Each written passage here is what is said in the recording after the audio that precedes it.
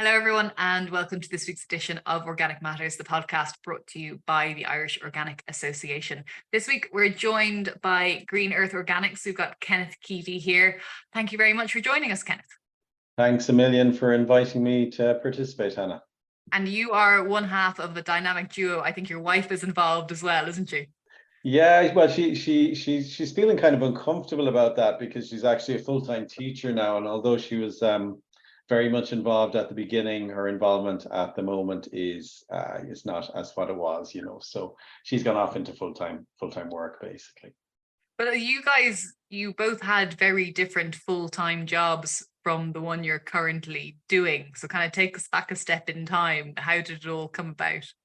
Yeah, so I guess, I spent quite a lot of time in the UK, worked I was a different person back then, worked in the pharmaceutical industry and in the biotechnology industry. So my background is actually in chemistry. I have a PhD in organic chemistry.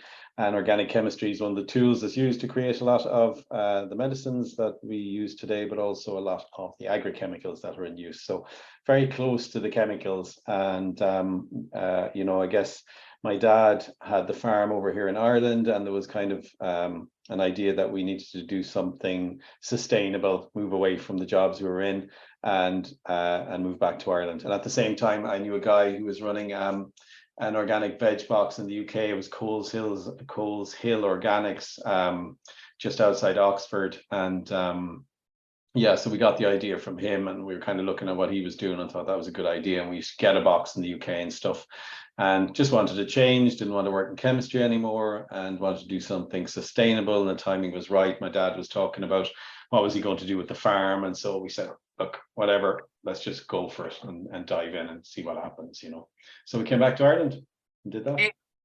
But like 18 years ago, and I'm guessing you guys converted the farm to organic when you came. Yeah, so we put the farm into conversion in 2004, and we planted, I think, 3,000 trees at that time. And then it was just certification was, as you know yourself, it was about 2006, and that's when we started doing our first veg box deliveries. In the beginning, we were a quarter of an acre, and we were basically growing for friends and family, and it was just a nice thing to do. But the eye was always on trying to learn how to do it a little bit and figure out, what would work for us and what wasn't. And there was plenty of mistakes made and continues to be made. But that's where we started. And then we made our first veg box deliveries in 2006. I remember I had a little silver Peugeot Partner van, really liked that van. It was very nice. And we used to pack the boxes Monday to Wednesday, finish the week on a Wednesday, and that was the end of our working week, which was our at least our packing working week, and that was great. There was always a sense of completion, and I suppose then, of course, you had all the farm work to do, but that was back in the beginning, yeah, and that was 18 years ago now. That must have been, I mean, maybe you were slightly ahead of the curve because you've been in the UK and you were like, there was more talk about organics, but back in Ireland, the pool of organic people and organic growers, it must have still been very niche. It was, and I think I remember coming back, and the Galway market here and it was very strong. There was some good organic producers there and sellers in the market, and that was really the place you had to go to source organics. Even in the supermarkets, there was very little supply. The idea of a box scheme was pretty much unheard of back then. It was, it was definitely a little bit mainstream side of niche in the UK, but in Ireland it was a new concept, so to speak. And I remember we put up our first polytunnel, and now polytunnels are fairly commonplace, but back then it was viewed with quite a bit of suspicion in the locality. What were we growing? What were we up to in that polytunnel up there? And we actually had the guards visit us here. It was quite funny. They came to the house and they were just, kind of having a little look around, wanted to know what was going on. We might be doing some high margin produce, let us say, rather than the low margin vegetables that we were actually doing. So that was funny, and of course, then you had all the actual communications from, I guess, everybody here was very Roundup friendly, and I've just written about that recently in the blog. But we had a guy come in and he couldn't understand it, and we were struggling with weed control a little bit, and he was going, you just Roundup, that's the only way. So there was a big kind of this isn't going to work. There was definitely that kind of in the locality. Having said that, then we got a lot of very positive publicity as the farm started to grow, and people became interested in the idea, and and it was an exciting time too, as things are at the beginning. Tough but exciting. Yeah, I guess I'm interested, I suppose, in the evolution of the business side, but the farming side. Like, we might touch upon the farming side first in terms of what have you seen, and we might talk about what you've learned as well, but what have you seen in the farming side, that kind of evolution from Roundup is the only thing?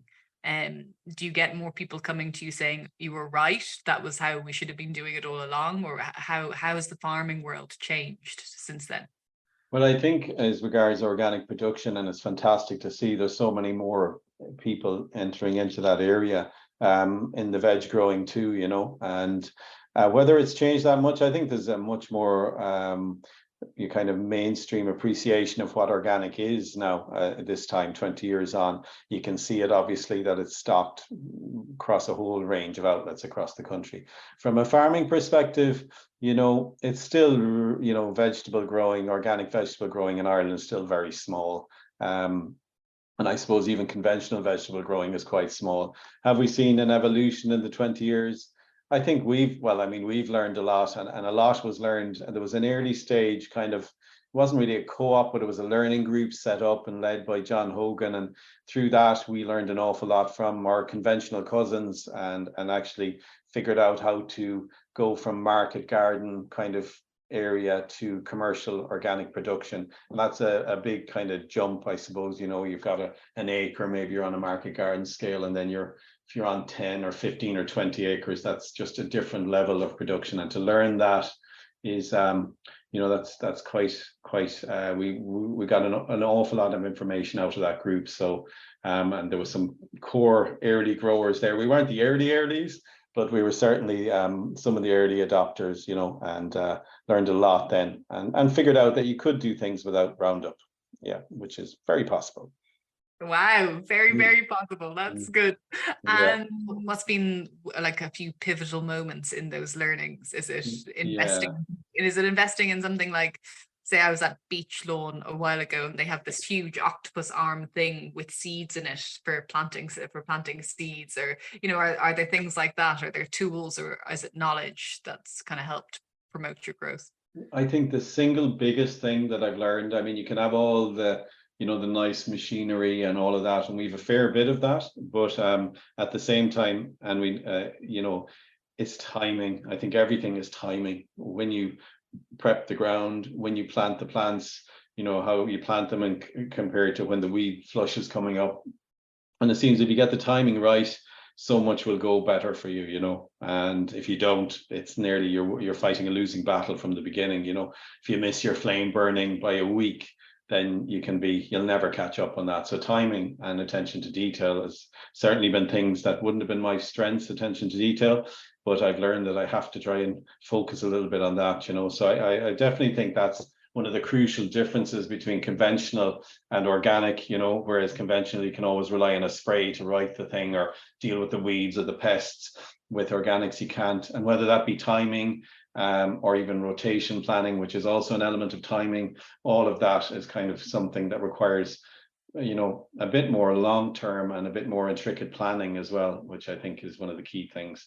The other thing, I suppose, that's kind of inherent in the organic section is we tend to be, especially in the horticulture industry, we tend to be growing a lot of different crops, and that can be very difficult to manage. And we've learned, and I remember again being told, like, you can't do everything well, and that's another key point, but again, as growers, we're always reluctant to let somebody else grow and rely on them. There is that sense in Ireland of that, but I think we've definitely taken that step in the last couple of years now, where we've gone, look, we're not going to do X, Y, or Z, because we just can't. And the challenges with labor are so big at the moment, and costs, that you have to focus on the things that you can do at least reasonably well. Yeah. Back in the beginning, did you have a hard time to convince people to buy organic? Well, you see, that was the interesting thing, because when we started 2006, it was the height of the Celtic Tiger, and the consumer back then was very different, because there was a real fashionable element to, you know, consuming or buying organic. So we had actually an instant customer base. It was actually quite easy. And I guess there was also the feeling that there was quite a lot of money around back then. And then of course the crash happened in 2008 and that changed everything. But I think these days, today, there's the reason why people buy organics is very different. And I'm glad of that, because it's something that's obviously very, very close to our hearts here, and why we set up and do what we do. And, you know, people are discerning from a sustainability and an environmental perspective. And that's why they want to choose local food or organic food. And, you know, there couldn't be a better reason to choose than that, I think, you know, because it's driving change that'll help the planet both locally and globally. You mentioned earlier about, you know, it's small drops, but I mean, they all count. And I think there's definitely a mindset change in the majority of people, and sustainability now seems to be at the heart of why people will choose to buy organic over conventional, you know, and that for me is that's really important. Are supermarkets a help or a hindrance in that regard?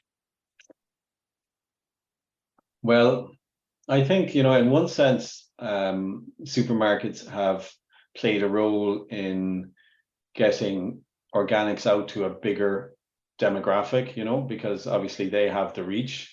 So that's good. On the other hand, they also have pretty much all the power, you know, so whereas they have done that, I mean, they've also played a part in kind of devaluing fresh produce, whether it is, you know, conventional, organic, or otherwise. I mean, when you price something really cheaply, you're basically telling somebody that it's of very little value, you know, and that's kind of demoralizing when you're a grower, because it's very difficult and it takes a lot of energy, a lot of time to grow any crop, conventional or organic. And I think that devaluation, the loss leading, you know, the cheap pricing of fresh to get people in the door, like, I understand why they do it, but I don't agree with it. And I think overall it harms the industry, which is still very small and quite fragile. And we've seen so much of that this year. It's been in the news frequently, of conventional farmers who are closing doors because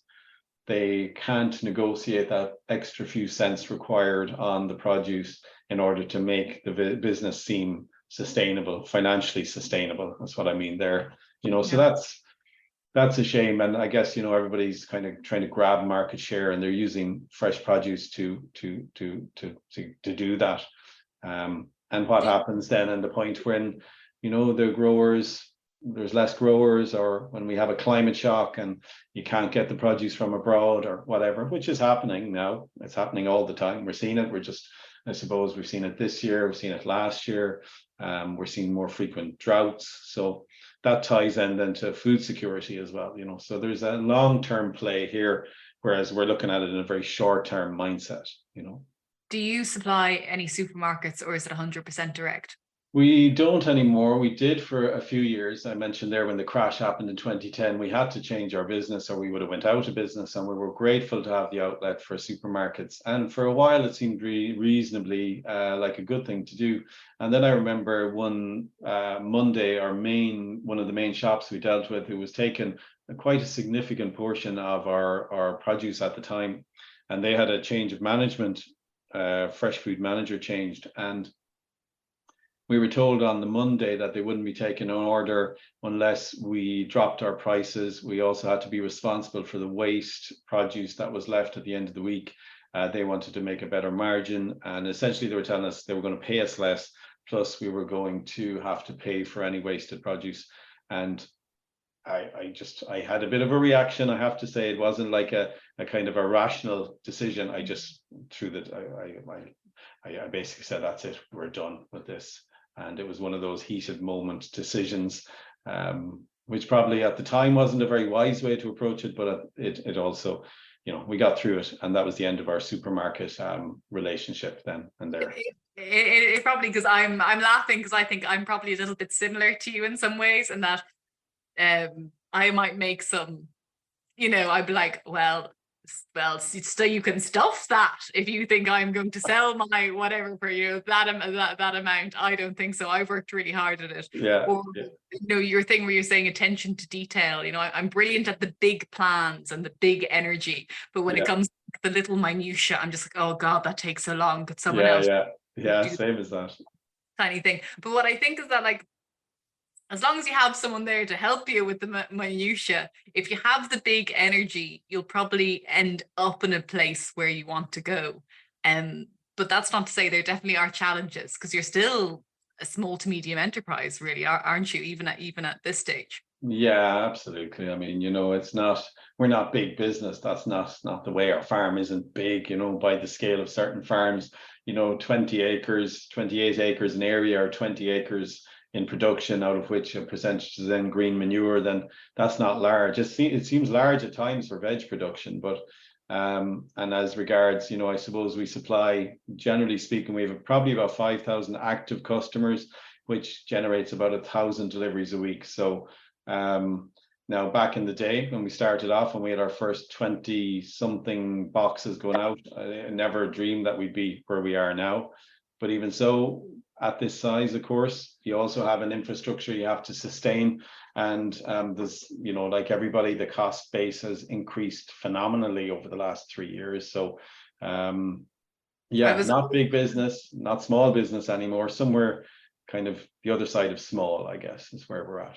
I was talking to a farmer in England. Now they're processing organic milk, but he told me his annual electricity bill was £80,000 a year, and it's gone up to £200,000 a year. That's big. So it was big. It was big. He was employing about 100 people as well. He was doing a lot of yogurt and different things like that. But Okay. I'm wondering, are those the kind of challenges that you faced? Labor costs, electricity costs, that kind of stuff.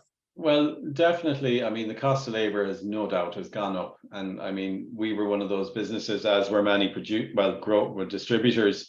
Like, we were growing and delivering produce in the pandemic, and we felt like, to hang on to staff, we had to increase the pay, and then of course things increased again. So cost of labor has gone up. Cost of energy has gone up. Cost of inputs, cost of transport has gone up. Like, just cost of just anything, of just breathing seems to have gone up, so it's everything has gone. I suppose, as regards energy, we're kind of lucky. In 2018 we installed an 11 kilowatt energy, like, solar panel array, and that's kind of helped mitigate a little bit in the summer, when you have good sunshine, and you generally have high costs of energy use, because we've got a lot of cold rooms here. And we're putting in another array at the end of the summer, so that helps. And I think that's, if anything good that's come out of this, you're seeing an awful lot more solar panels on people's roofs around the country. So the cost of energy has driven change in a way. So if you wanted to look for the positive, although it's very difficult for people with the cost of living crisis, it has promoted an opportunity for the renewable energy, and I think that's, again, a silver lining on the Are cloud. you going to use the TAMS grant to get the solar Yes, panels? we've Yeah. applied for the TAMS grant, so hopefully we'll get approved. We don't know yet. So that was the plan anyway. And then I guess plans going forward. Are you going to get bigger? Are you going to focus on one area of the veg? Are you going to expand the veg box side of it? What do you think are going to be the next steps? God, it's hard to say. Like, we've been thrown from left to right and up and down over the last, since 2019. So I think a year of consolidation would be lovely, and not having to deal with the stress of, on one hand, having your business double and then halve, and having to hire staff, and then, having to deal with the fact that you don't need as many staff. Or to have a Brexit thrown in, or whatever, or just whatever's been going on. It's been phenomenal. We've lived through so many changes in the last 5 years that maybe you would only have seen one in a generation in years gone by. So plans for the future, I think we're going to try and just get things right this year, focus on quality, focus on the customers we have. Love to focus on get back to more farming and the sustainability aspect, which, again, we're doing quite a bit of, and getting bigger. Not really that interested in getting bigger. I would just like to be able to do what we're doing and do it as well as we can. We're looking at bringing in a new IT system, which is a big project. But I think when that's done, I think we'll take a breather and take a break and reflect on where we're at. So I don't think always getting bigger is the answer to everything either, you know. So Yeah. I mean, that's probably why we've ended up in the problems we have in the planet at the moment. We're always striving to do more and more and more and grow and grow and grow. So no, just to be able to deliver to who we have and do it well. Right? That's the plan. And with the farm, do it as best as we can. We actually this year it's been interesting because we're trying to develop and forge stronger relationships with other growers as well, and that's been kind of a change for us. I was saying earlier, you know, you can't do everything well, and so we've stopped growing certain things and said, okay, like there's people out there that can grow those things and we can get them from them and we can just focus on X, Y, or Z. And so that's been a big change for us. You say about letting go, we've had to let go of certain things. And I think that's going to be positive overall for the business, for the farm, and for the other farmers that will be supplying into us as well, you know. So I'm looking forward to see how that works out. Cool. Well, that's great. And if people want to check you out, where can they go? Is there a website or social media they can go to? Absolutely, of course. So greenearthorganics.ie is our website. And if you're a new customer, if you go on there, there's a little box. And if you register, you'll get 20% off your first order, which is great. We've also just launched a Save Our Summer campaign, and just maybe might just mention that briefly. Like every summer we see a lot of our customer base go on holidays, and last year it was crazy because lockdowns had just finished and everybody just went on holidays. So it was very hard to you know, to like you all of a sudden you have a load of customers and then the next week you don't. So for the summer we were trying to plan ways to try and make sure that people would stay with us. So we deliver nationwide, so you can take us with you wherever you go. And we've also got a point system set up. So for July and August, there's 5 times the points if you order, if you've got a repeat order, and double points for just normal orders. So there's a bit of an incentive there. And we're very active on Instagram as well. So Green Earth Organics 01 is our Instagram handle. So please check that out and follow us. And yeah, and thank you very much. And thanks, Hannah, for the great questions. Thank you very much. And for everyone listening, you have been listening to the Organic Matters podcast brought to you by the Irish Organic Association, and their website is www.irishorganicassociation.ie. But for me, Hannah Quinn Mulligan, thank you very much for tuning in, and we will be back next week.